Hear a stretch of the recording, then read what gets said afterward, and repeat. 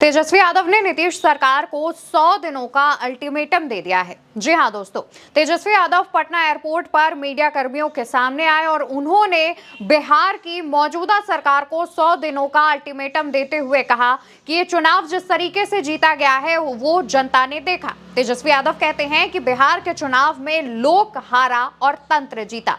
इसके अलावा तेजस्वी यादव ने सरकार को लेकर के क्या बातें कही हैं, आप खुद सुनिए।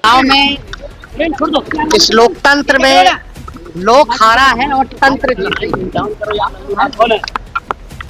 आप कह सकते हैं कि लोक की हार हुई है और तंत्र की चुनाव में जीत हुई।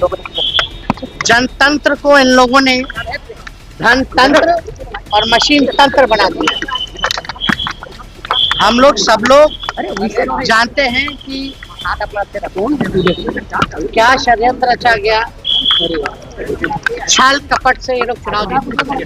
दोस्तों, तेजस्वी यादव कहते हैं कि किस तरीके से बिहार में चुनाव हुए हैं वो जनता ने देखा, विपक्ष ने देखा, सभी ने देखा। चुनावों में किस तरीके से गड़बड़ी हुई है, धांधली हुई है, वो भी सभी ने देखी। और इसको लेकर के इसके आगे तेजस्वी यादव अपनी बात कहते हुए ये बताते हैं कि 100 दिनों तक हम इंतजार कर रहे हैं और 100 दिनों के बाद हम सरकार से सवाल पूछेंगे। आत्मक राजनीति करते हैं तो 100 दिन तक के सरकार के निर्णय और नीति पे हम कुछ नहीं बोलेंगे और देखते हैं कि 100 दिन बाद कब हमारी माताओं बहनों को 2-2 लाख रुपया मिलता है,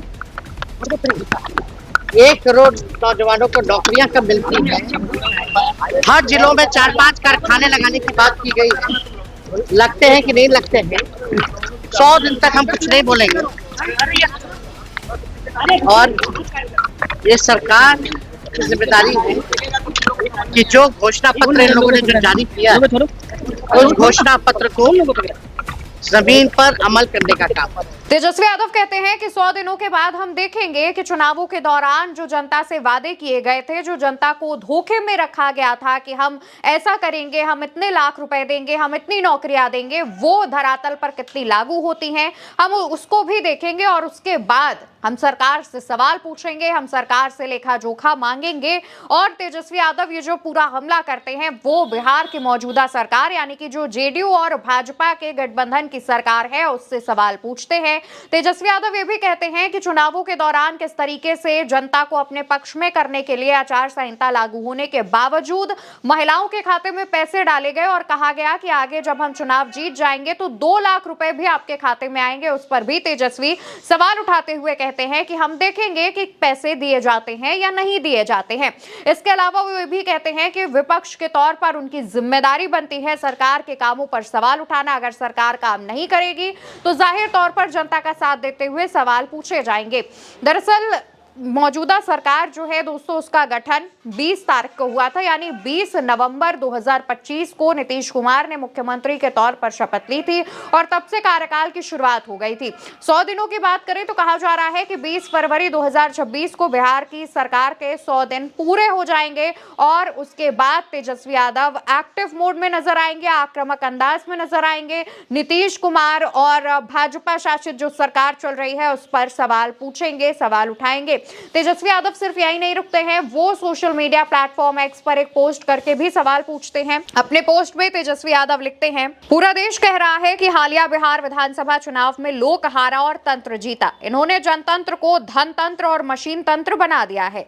छल कपट प्रपंच और मशीनरी से प्राप्त जनादेश को जनता कितना स्वीकार रही है वो सभी जानते हैं। हम शुरू से ही सकारात्मक राजनीति करते आए हैं, इसलिए सरकार गठन के 100 दिन तक नई सरकार की नीतियों, निर्णयों और कार्यक्रमों पर कोई टिप्पणी नहीं करेंगे, लेकिन लोगों के साथ सरकार के कार्यों की विवेचना करते रहेंगे। डबल इंजन सरकार में अपराध, भ्रष्टाचार, रिश्वतखोरी, पलायन, शिक्षा, चिकित्सा और विधि व्यवसाय का क्या हश्र है ये किसी से छुपा नहीं है। हम चाहते हैं कि डबल इंजन सरकार अपने घोषणा पत्र पर अमल करे, जिसमें प्रदेश की 2.5 करोड़ महिलाओं को 2 लाख रुपए देने का वादा था, 1 करोड़ नौकरियों का प्रण था, हर जिले में 4-5 बड़े उद्योग और फैक्ट्री लगाने समेत अनेक वादे थे। चुनाव पूर्व प्रत्येक विधानसभा में प्रत्यक्ष रूप से 150 करोड़ रुपए बांटे जा सकते हैं, तो सरकार गठन पश्चात नागरिकों की हर मांग हर परिस्थिति में पूर्ण होनी चाहिए। तेजस्वी यादव ये बात कहते हैं। वहीं तेजस्वी यादव जब पटना एयरपोर्ट पर मौजूद थे तो इस दौरान पत्रकारों ने उनसे ये भी सवाल किया कि बिहार में नई सरकार के गठन के बाद लगातार अपराधों में बढ़ोतरी देखी जा रही है, क्योंकि मौजूदा समय में जो गृह विभाग है वो भाजपा नेता और उप मुख्यमंत्री सम्राट चौधरी के पास है। तो ऐसे में तेजस्वी से सवाल पूछा गया। उम्मीद लगाई जा रही थी कि तेजस्वी काफी आक्रामक अंदाज में नजर आएंगे, लेकिन तेजस्वी ने एक सकारात्मक विपक्ष और नेता प्रतिपक्ष की भूमिका निभाते हुए साफ शब्दों में ये बात कही है कि वो सरकार को 100 दिनों का समय दे रहे हैं और इन 100 दिनों में सरकार जो काम करेगी उसके आधार पर हम सवाल पूछेंगे। कहा यह भी जा रहा है कि आरजेडी की तरफ से बिहार सरकार को घेरने के लिए एक रणनीति तैयार की जा रही है। 100 दिनों के बाद सरकार के कितने काम होते हैं, इसमें से सरकार कितनी सफल होती है, कितनी विफल होती है, इसको लेकर के भी नेता प्रतिपक्ष के तौर पर आरजेडी की तरफ से तेजस्वी यादव आवाज उठाएंगे। और कहा यह भी जा रहा है कि बिहार में प्रदर्शन भी किया जा सकता है। वहीं आपको बताते चले कि बिहार में जब चुनाव होने थे उस दौरान 10-10 हजार रुपए जो महिलाओं के खाते में दिए गए थे वो 31 दिसंबर को उसकी जो पोर्टल है वो बंद कर दिया गया है। इसको लेकर के भी विपक्ष के तमाम नेता हमलावर नजर आए थे।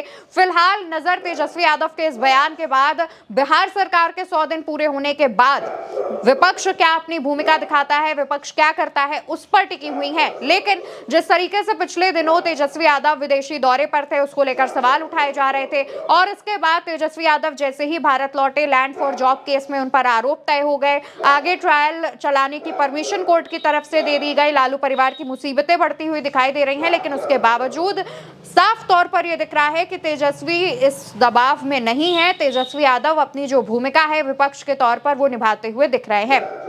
फिलहाल तेजस्वी का ये जो एग्रेसिव मोड है, आक्रामक अंदाज है और जिस तरीके से उन्होंने 100 दिनों की चेतावनी बिहार की मौजूदा सरकार को दी है, इसको लेकर आपको क्या लगता है? तेजस्वी यादव आगे क्या कर सकते हैं? इसका जवाब कमेंट सेक्शन में दीजिएगा।